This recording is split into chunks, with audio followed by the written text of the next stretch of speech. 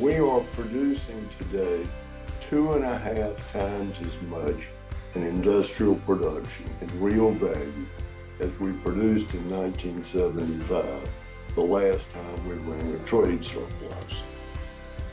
We are producing it not with 30% of the labor force involved in manufacturing, but we're producing it with 8% because American workers, far and away, are the most productive producers in the world.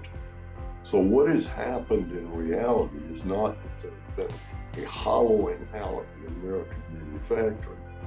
What has happened is that as we become more prosperous, as wages have gone up, we have, through trade, moved to higher and higher value products that we're producing. Senator Phil Gramm, welcome back to the show.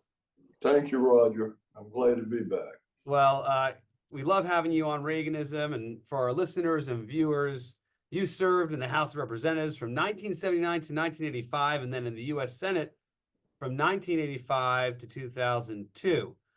But that's actually not what we're going to talk about today. We're going to talk about what you've done in 2025, which is publish another book. The name of this one, with your co-author, Donald Bordeaux, is The Triumph of Economic Freedom, which I'm doing here through my Blur background, debunking the 7 great myths of American capitalism.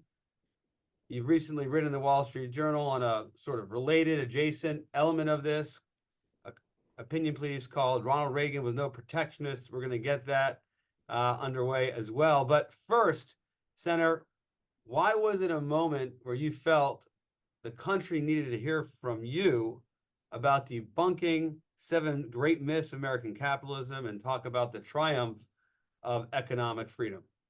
Well, I think, first of all, that he who writes history determines the future.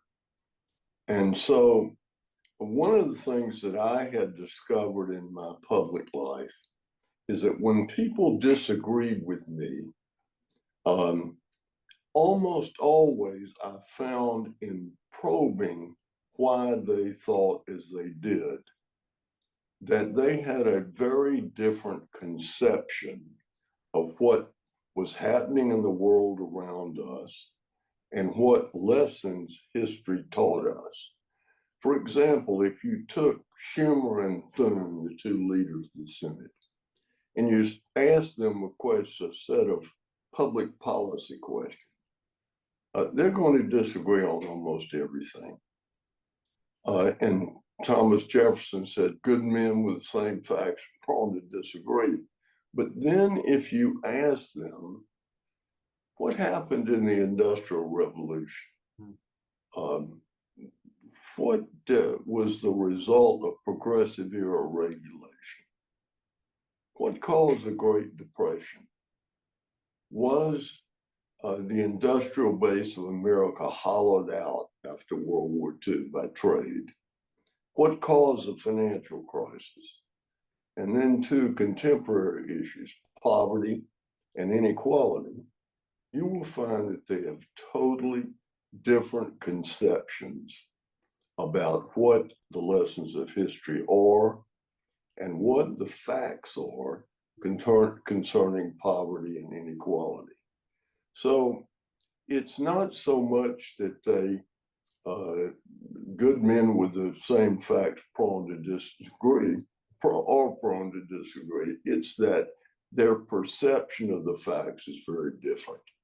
So the idea behind the book was to take the 5 periods in American history that have been most formative in terms of how we feel about our country and our economic system, and the 2 contemporary issues, and basically set out the undisputed facts, and then what we consider to be the myth. And in this case, the myth is almost always conventional wisdom. In fact, in virtually every chapter of the book, we cite the best-selling high school textbook and the best-selling college textbook as to what they say about the subject as part of our presentation of the myth. And then we set about the facts and figures to try to debunk the myth. Well, I want to get into some of these, Senator, and it's a really provocative and engaging way to get after these debates and discussions. And I'd note that it's not only a debate between Senate Majority Leader Thune and Senate Minority Leader Schumer, but actually in some of these myths, it's a debate between Senate Majority Leader Thune and a number of the senators in his conference. That is, fellow Republicans are seeing it quite differently. And I think this is perhaps what is new, what we haven't seen, at least over there since President Reagan was in office, what's happening within conservative circles and Republican circles. How about I start with one senator, ask you to present the myth, and then take us through what the reality is and some of the key elements. And the one I want to start with is the chapter 4, and it's the one that really I think Americans are seized with now, that is everyday Americans, not those inside the Beltway or in the halls of the academy. Chapter 4 deals with the myth of trade hollowing out American manufacturing. And the reason why I harp on this one is because there are many Republicans want to restore manufacturing. I see you licking your lips here. You're ready to go. Let me just set this up real quick. But we're dealing with this huge tariff debate, and it's highly erratic and unclear whether it's a tactic or an end state, a policy goal coming out of the Trump administration, particularly the president. But an argument that's come out is, hey, we need to restore our manufacturing in this country, and it was free trade that is responsible for manufacturing leaving our shores. All right, that's my, I guess, articulation of the myth, but go ahead, refine that, and we'd love to get your take on it, Senator. All right, well, first of all, let's just begin with undisputed facts. When this so-called hollowing out was occurring.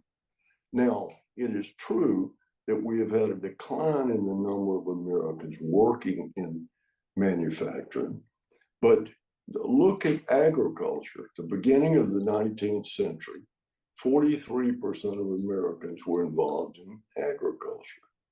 At the end of the at the beginning of the 20th century, 43% were involved in agriculture. At the end of the 20th century, 2% were involved in agriculture.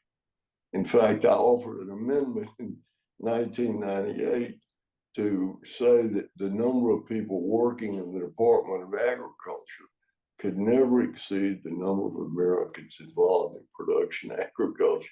And it failed. It failed. The Senate voted against it. That's great. What happened was American agriculture hollowed out.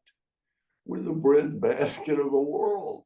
We produce more agricultural products per capita than any other country on the face of the earth or has ever produced in history.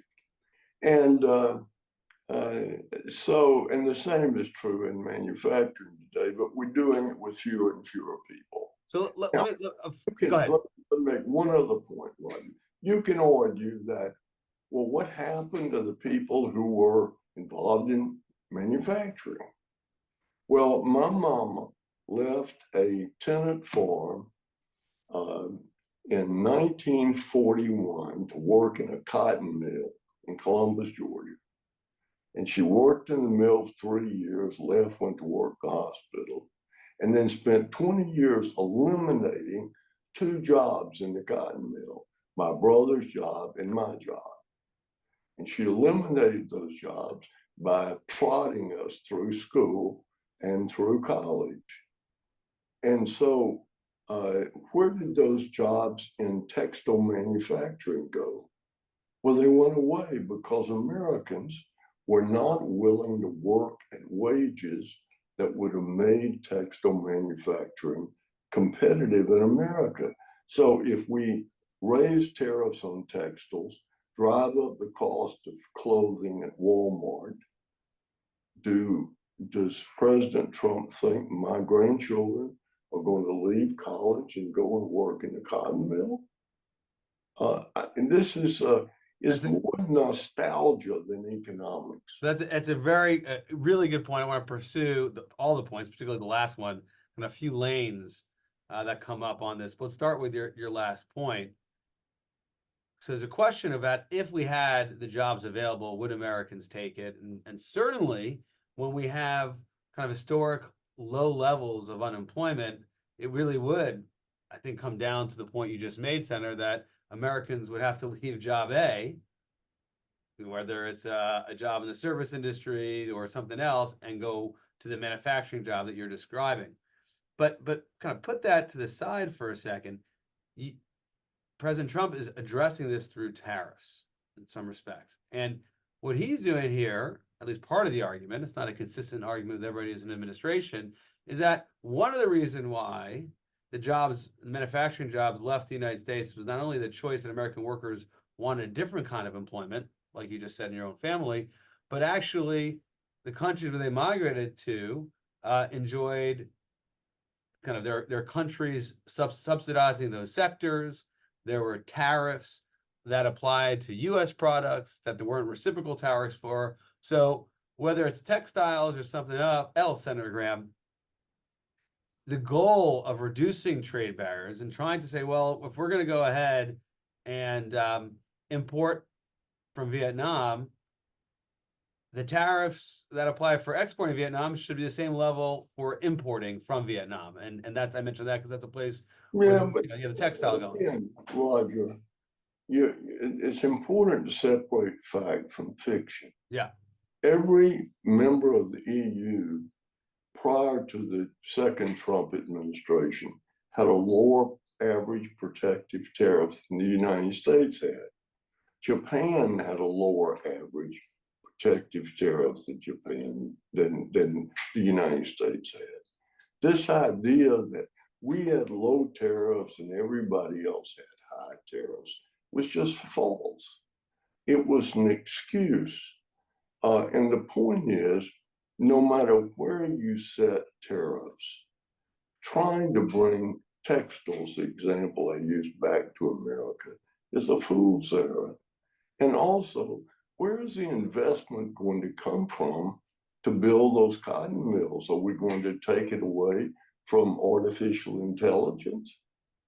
Or are we going to take capital away from producing high-tech items?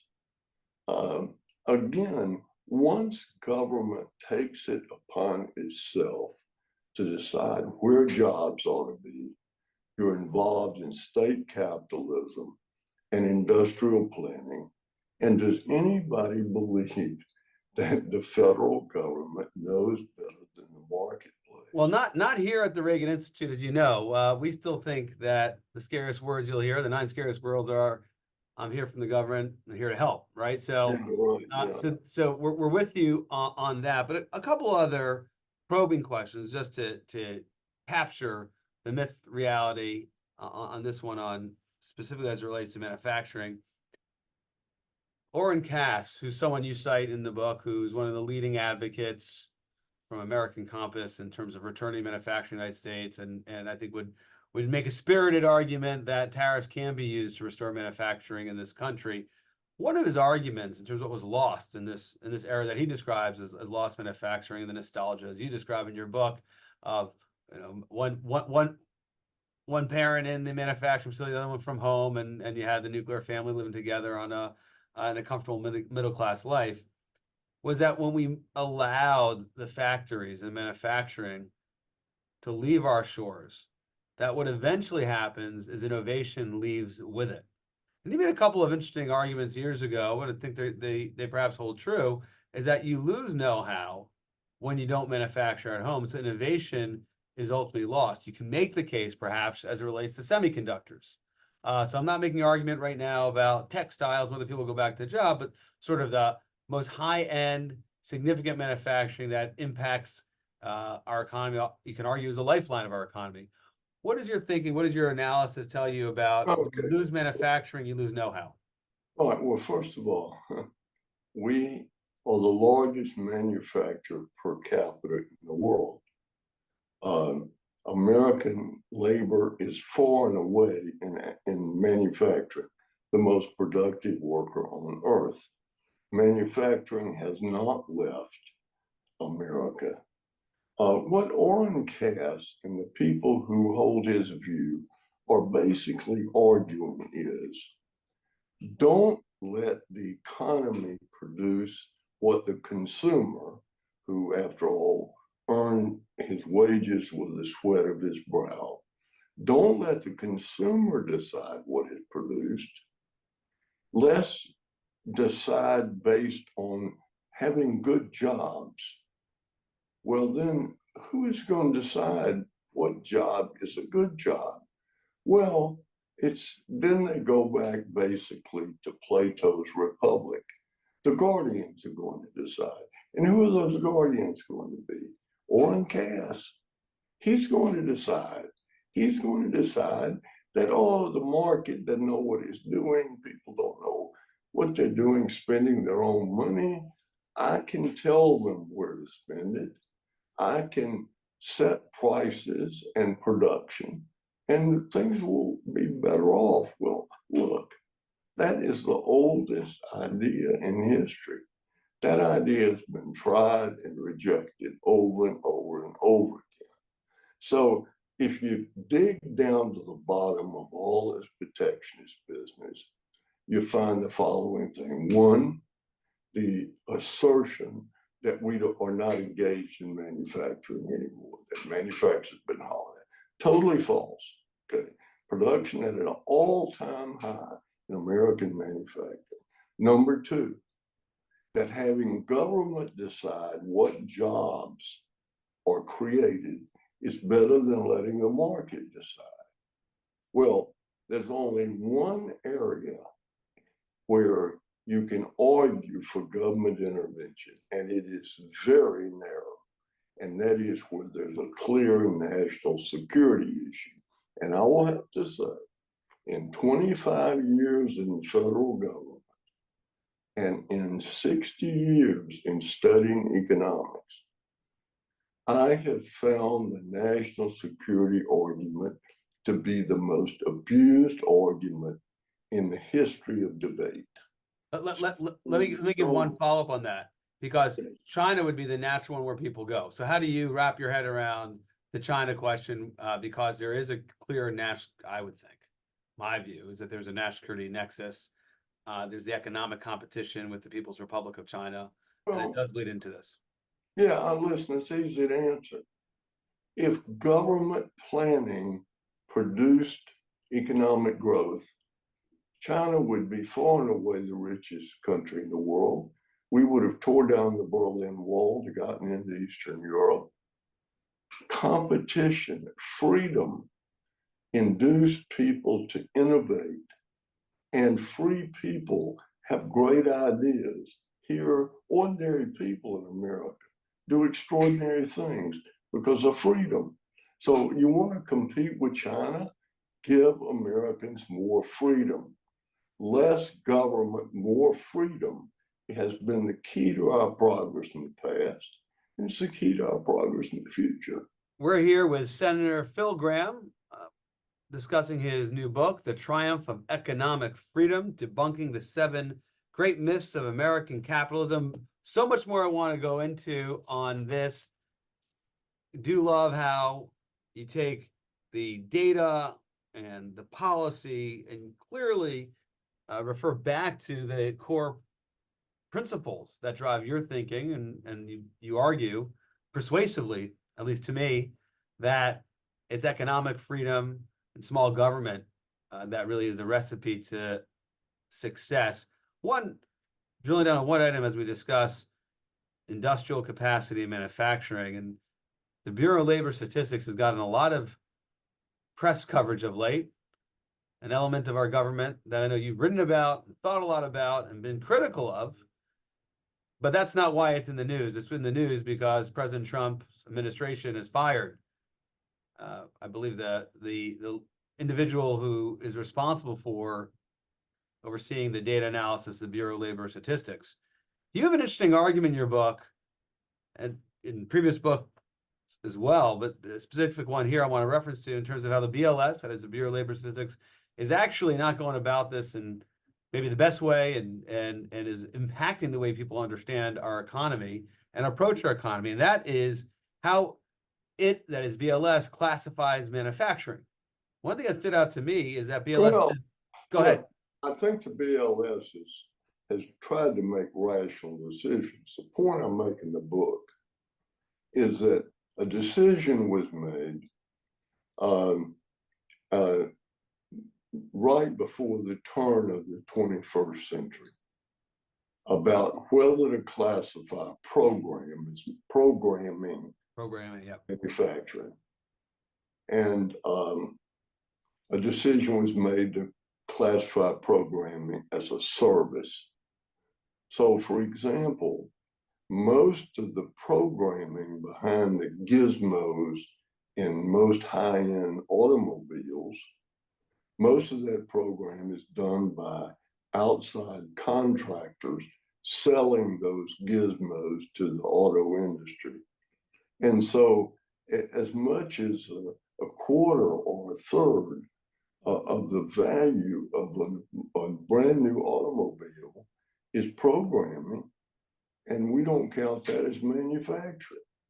So I'm saying if you're going to debate numbers, the first thing you need to do, which is the last thing that economists ever do, is look at the numbers. Look at the numbers. And we've talked about this before on numbers. Reaganism. Your last book, or one of your last books, explained how we don't look at the transfer payments That's right. the government provides. Actually, we don't count that as income for the people who are the recipients of transfer payments. And as a result, it skews our assessment of who is not has income at the poverty line or higher.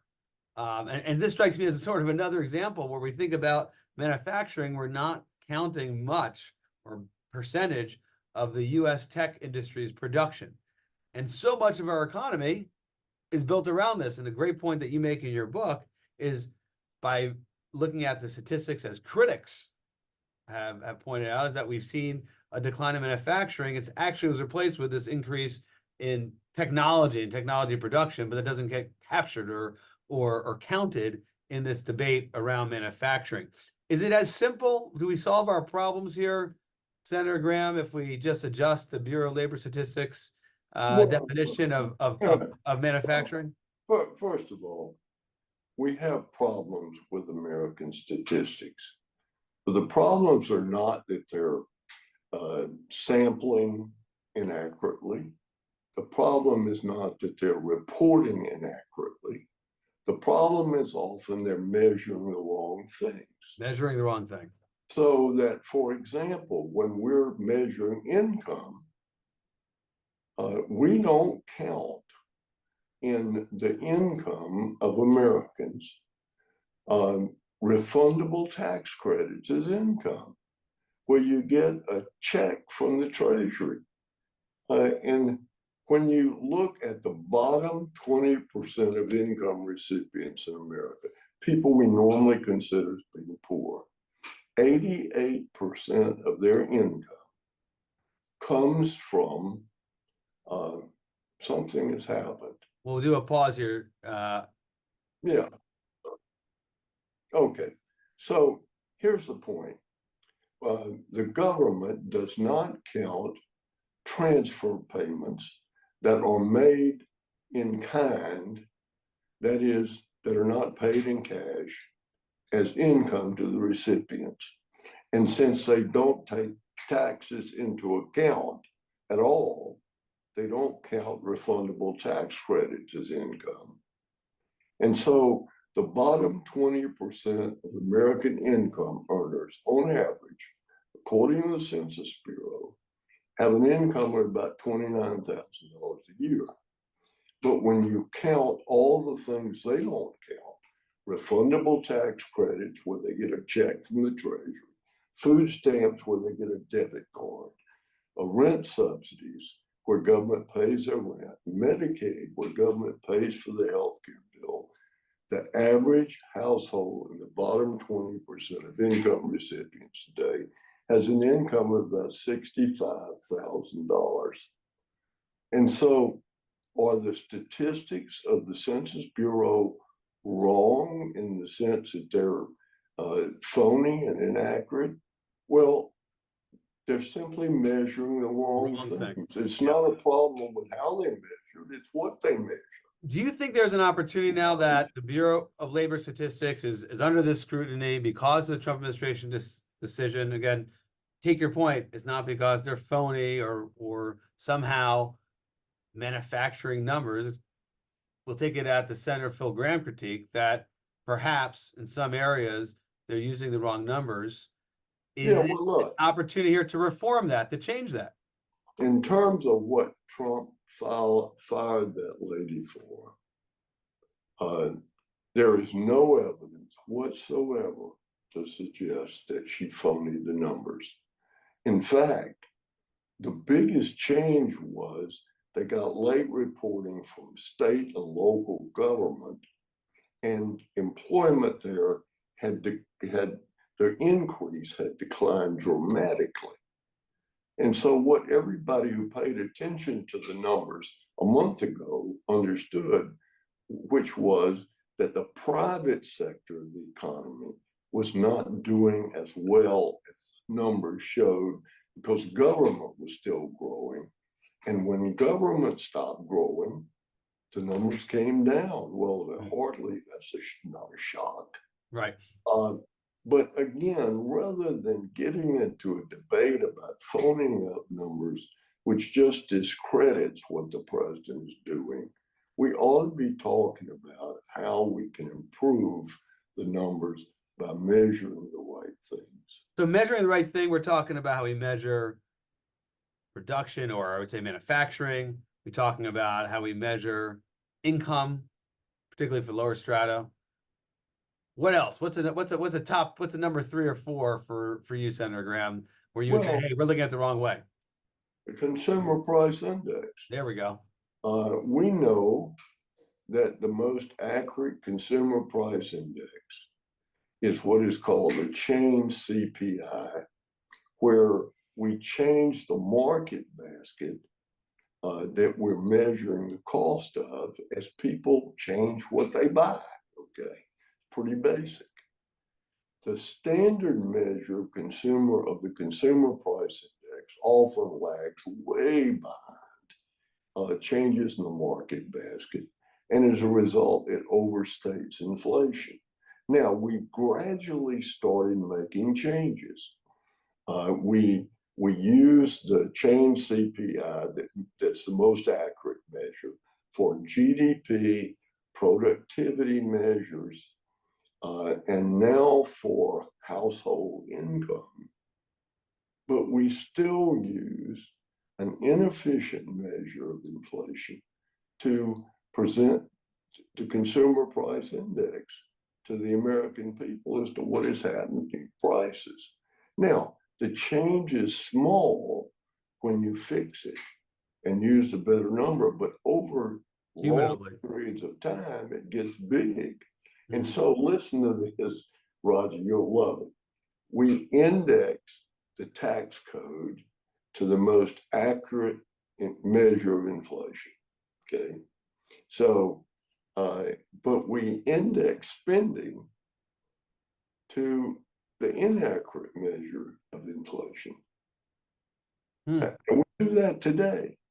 The law says that the tax code is indexed by the change CPI equivalent, but that spending across the board is indexed to the CPI, which does not take into account on a timely basis the change in the market basket of what we buy. And so why do we do that? Well, it's just inertia. It has not been fixed. And we've been using the better measure more and more, but we need to go ahead and use it. Now, instead of getting off into a debate about whether the economy's slowing down or not and firing some poor lady who's just doing a job, we ought to be debating these kinds of issues because they're really important. Sure. And, you know, I've been trying now I started in the first Trump administration. And ever since, I've been trying to get Census Bureau to count transfer payments as Yeah. income. It's not complicated. Um, uh, and It would have, we've talked about this before, a dramatic impact about the way people think about our dramatic. economy, the lives of Americans, what the US is compared to other countries in the world, and what policies we need. It's so any luck? You think you have a better shot at Trump 47 than you did Trump 45 in terms of changing this? So far. And of course, they've not appointed a head of the Census Bureau. So yeah, I guess they're too busy with other things. But Could look, be. Well, we got to keep them focused. I want to shift now from discussing some of the myths in your book to discussing perhaps a myth that's closer to home here at the Reagan Institute.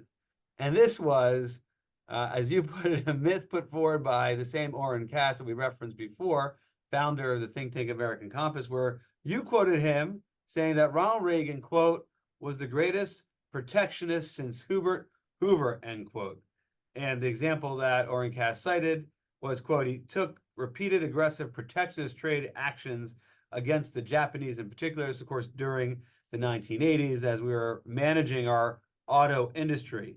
Your counter, Senator, this is just to get you fired up and ready to launch here on Reaganism, quote, Reagan was the most committed free trader ever to serve as president.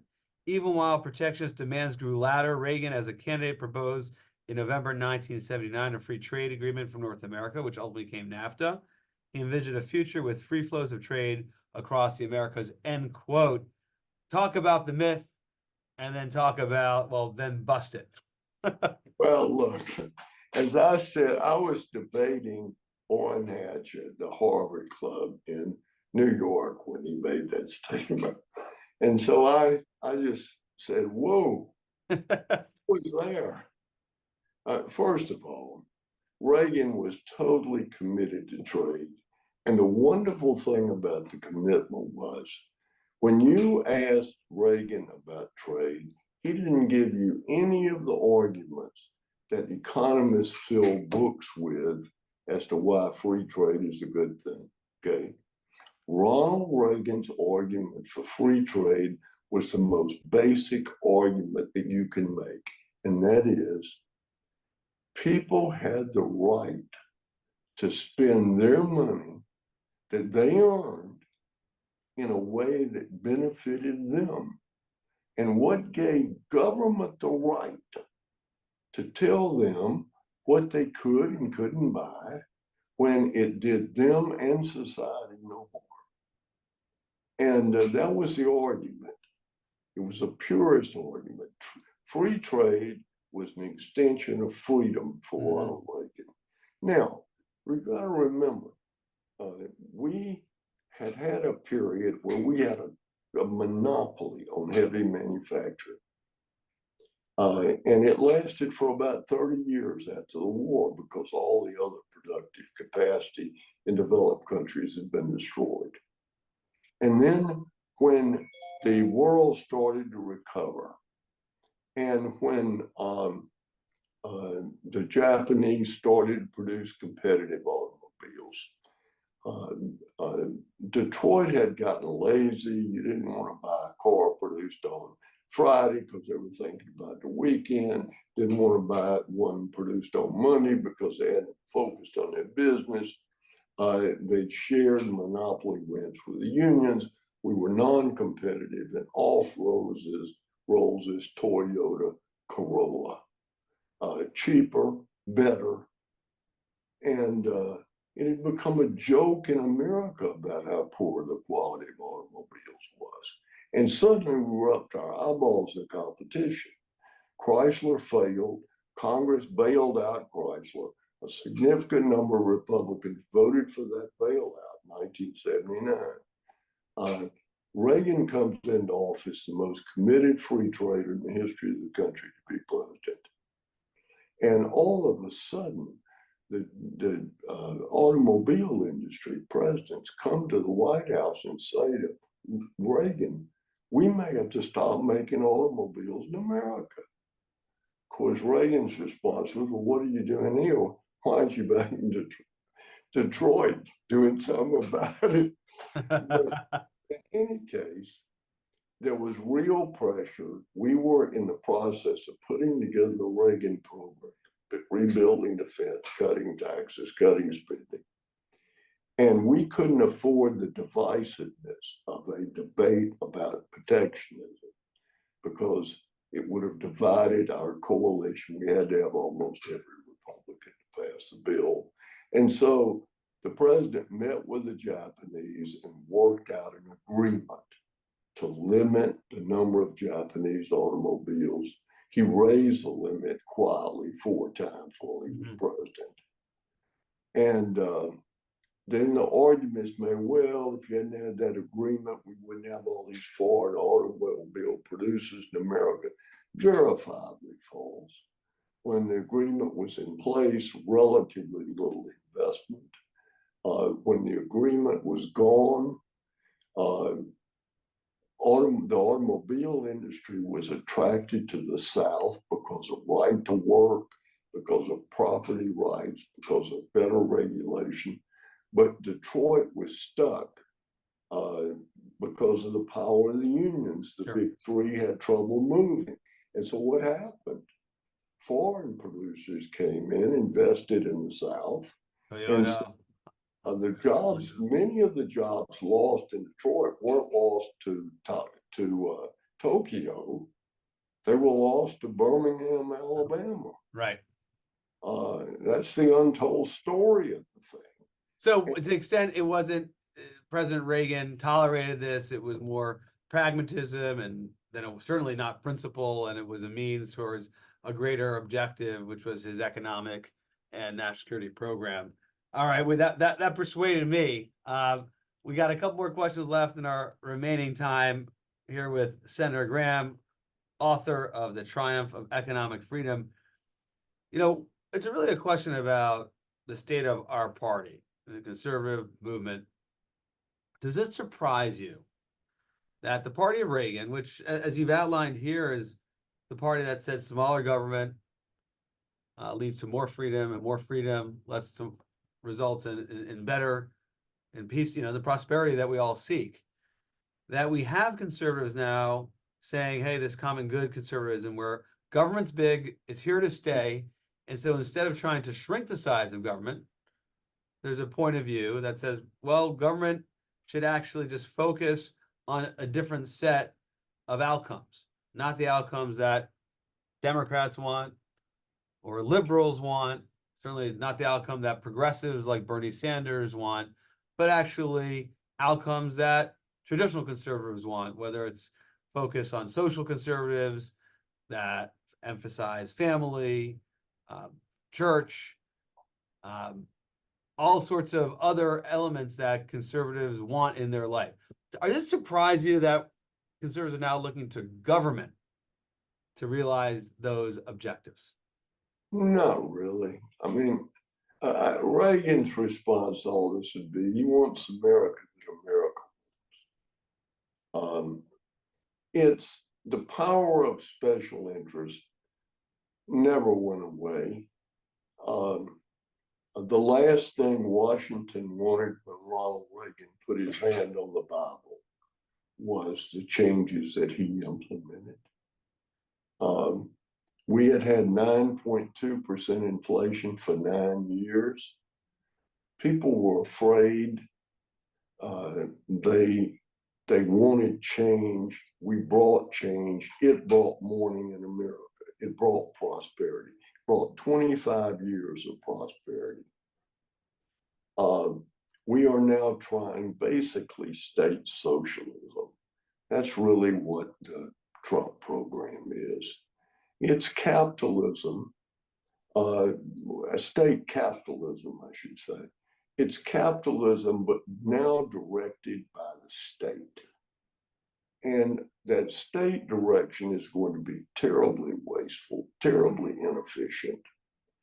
And at a time where we need to be competitive, at a time where many Americans are still waiting to get the American I dream. mean, I think that what you got, I think your critique is true for a slice of the Trump administration, but I don't think it's consistent throughout. You look at making permanent the tax rates. That certainly is not about making government bigger and doing more. That's not the state. It's trying to actually allow the free market to operate more efficiently, and a better opportunity to grow. Doge, such as it was or is today, that emphasizes smaller government. Yeah, Roger, I'm not opposed to everything the Yeah, president yeah. to.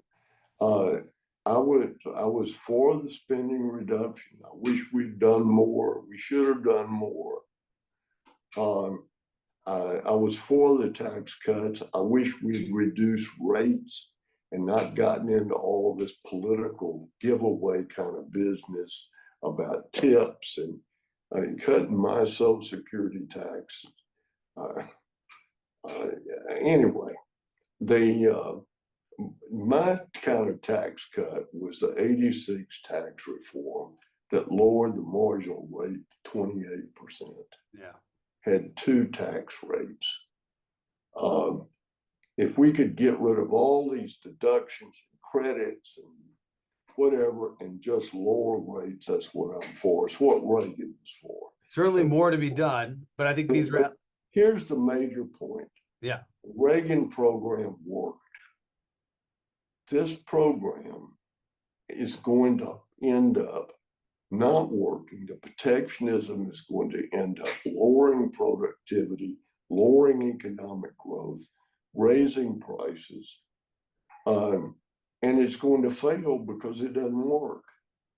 And it takes people time to realize they've been cheated, that we had all these brilliant people in Washington that were going to decide what was produced and who produced it, and they knew these things. So like when I came to Washington, the whole process seemed chaotic. And so I thought, boy, but deep down I thought, well, there's these smart old guys in the back room and they know what's going on. And then I became the smart old guy, or a smart old guy. And then I realized that made you suspicious, huh? Well, they don't know. And let people decide. If I got a product, I think it's so great. If people don't buy it, that's their choice. If people don't want to work in a cotton mill, let them not work in a cotton mill. And if people can make money investing in cotton mills instead of AI, then great, let them do it. The problem is when you do it, when government forces it and encourages it with tariffs, and they don't make money, whose money did they lose? Our money, not the government's money. And so, anyway, in the end, Americans have always had one saving grace politically, and that is they won't tolerate a bad economy. They fall in love, they get excited, they get mad. But in the end, if your policies don't put groceries on the table, if they don't pay the rent, they throw you out. Well, there we go. And that seems to be a reality that all elected officials know eventually they have to confront, no matter who. Last question for you about all of the changes in terms of manufacturing and tariffs and trade we've been talking about. There is something out there that is going to challenge our economy and without a doubt is and will increasingly have a material impact on the American workforce, on the American economy writ large, security. That is artificial intelligence. Just focusing on AI as it relates to American jobs. Yeah. The point of view out there, and here I'll just frame it like this, maybe we can end the discussion on this topic, is you're advocating economic freedom. You're one of the clearest, most passionate and principled advocates of that position. There's a view out there that if we let AI just come in and do its thing, you're going to have a lot of Americans that are employed today that will be unemployed tomorrow. And so what we need to focus on as a government is how are we going to make sure that those Americans that perhaps don't know it now, but will be unemployed because they'll be replaced by technology, which, going through all of your myths and facts, is a feature of the American economy. What do we do as a government? What should a president do to address Well, what inevitably be the challenges posed by artificial intelligence? I've set you up. Go. oh, okay. First of all, the same people who are saying you got to do something about AI because you're going to be unemployed. Well, who knows all these things? Well, they do. They're wise. These are chosen people who know, and we don't know.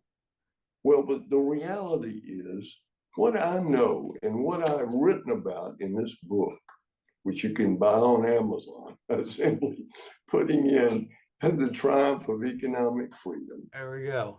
We had an industrial revolution, okay? It changed the world. It eliminated, through the wave of creative destruction, it eliminated cottage industries. It brought people into the cities. It changed the world dramatically. It eliminated hundreds of millions of jobs over time. But did we have any work to do?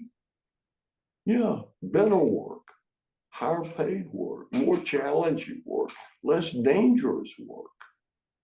So are we to believe, after all this history, after all the change in technology that we've been through, that suddenly we're going to put ourselves out of business when No. they've done it in the past? But Never. but one point from your that comes throughout your book is that some of the things that had happened in the past are these key hinge moments in our economic history is government makes the wrong decisions. Either by, oftentimes I think that your point of view is by acting in the wrong way, but I suspect you can make an argument sometimes government can allow for bad results for its citizens by not acting at all. Are you suggesting there's nothing for government to do in light of Look, AI and how it will displace the American worker? no, there's plenty we ought to do. We need more competition in education. We need to dramatically improve inner city schools. We need to provide incentives for people to work. How many people out there have real talent and don't know it, never discovered it? You pay people as much to not work as they would get by working with low skills. You're going to get people who take you up on offer. You know, we had 78% of people working who were poor when the war on poverty started. It's now down to 36%. Now, how many of those people have some ability that's never been discovered? People say, well, capitalism failed these people. Bernie Sanders would say that. Well, they're not even part of capitalism. They're not participating in the capitalist economy. They're beneficiaries of its fruit, but they're not working. You don't work. You don't get the growth that comes from work. So yeah, look, there's a lot we can do, but having the government make a decision about how we implement A1 or whether we implement it. And now we've got people already talking about profit sharing. Right. If a utility, it's my job, then the people who invested in AI ought to give me part of them their money. Anyway, the no bad idea ever dies until you try it again and it fails. And it's then it's, like a slap in the face. Hey, they've been trying this for thousands of years and it never worked. And here we tried it again and here we go again. Well, we're going to end it there, Senator Gramm. Congratulations on the triumph of economic freedom. Buy it on Amazon, as you heard before, debunking the 7 great myths of American capitalism. We love having you on the show. Thank you for spending time with us today.